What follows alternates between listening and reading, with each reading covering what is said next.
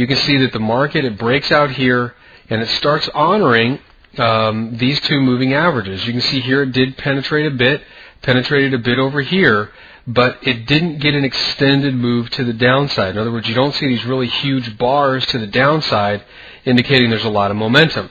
So as the market starts to, it's reacting here just fine, and look at this, look at that. Boom. One big bar, knifes through. Look at the difference over here. They're closing off of the bottom. Okay, you see these big lines on the bottom here. Let me zoom in. Again, this is all the stuff that I do as I'm looking at the market. So I'm going to do this, like I said, real time, so you get a feel for about how long it takes. Of course, with my commentary like this, you'll draw it out a little bit, but you'll see in about a half an hour you can thoroughly analyze and get a plan. And what I'm doing here is I'm establishing a pattern. And so looking back here, you can see how the market pulls up off of the bottom, pulls up off of the bottom. Over here, we're going to start thinking about, well, hey, maybe the market is going to start knifing down. Closes near the low, closes near the low. Now all of a sudden the market starts pushing back up.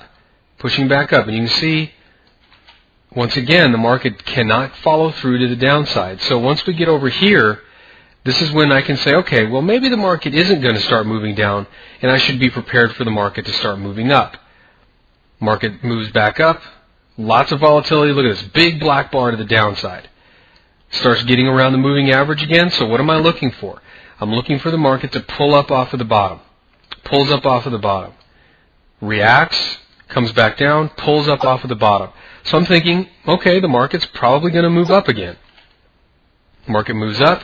Look at this, another big black bar. Two big black bars, just like we had over here and over here, here and here. See all these big black bars? Now we have to see, what is the follow through?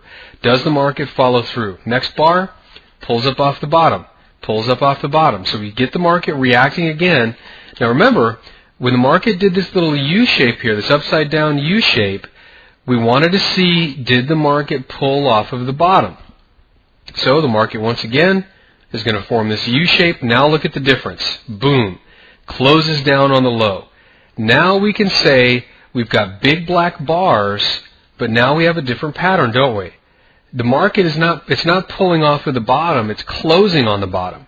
This is when we've got to be open and look and say, okay, maybe now the market's going to move to the downside. That's how you establish the pattern. Of course, you can see it moving down. Again, what would we expect? We'd expect the market to come up and maybe react on this line, or possibly react on this line and push back down, and that's exactly what it does. So as we come back over here, how are we going to know that the market is done going up, or at least the likely direction, is done going down, or at least that the likely direction is up? Well, we're going to start seeing the market push down and then come back up. Okay, and the same thing on the upside. If we expect the market to continue moving down, we're going to see the market do this. Push up and then come down. Push up, but then come down. Usually on the same week. Remember, we're looking at a weekly bar. So here we see the market pushed up, closed down. Here the market closed on the high, but the very next week, the market pushed up, closed down, market pushed up, closed way down. Okay? So now as the market starts to reverse, you can see here once again the market pushed up and closed down, right? Closed down off of the high is what I'm saying. Next week, the market again pushes up and closes down, but look what's happening on the low. The market is not pushing to new lows. That's your key that, well, maybe this market is going to go up. Okay, so let's take a look at what happens over here. The market's reacting here to the moving averages, reacts again here to the moving averages, pushes up.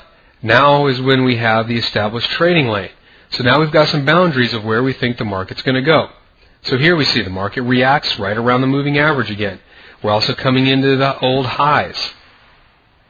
Market is at the moving average, so we're going to look. Does it react? It does. Comes back down. Now look at this. What is it doing? Closing on the low.